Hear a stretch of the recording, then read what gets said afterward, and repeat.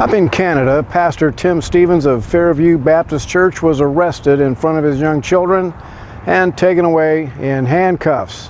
His crime?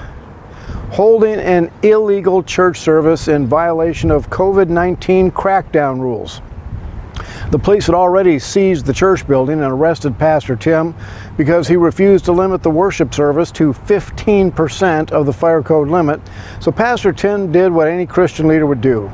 He organized an outside service, and police arrested him again for not having face coverings or social distancing. Pastor Tim says he's not trying to be rebellious. He simply does not recognize the state's authority to intrude into church affairs. Now, I've been warning for years that the storm clouds of persecution are forming over America, and now the storm is beginning. Evil agendas cannot survive where faith in God is strong, and that is exactly why the left are hell-bent on silencing the Christian message and destroying anyone who dares to publicly proclaim the Christian faith.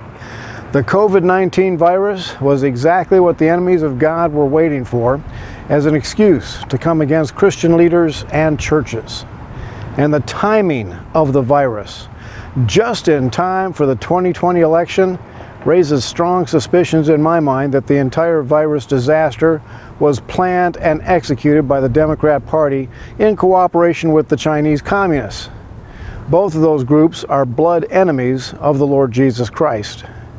Here in the USA, the number one threat to faithful Christians is the LGBT movement.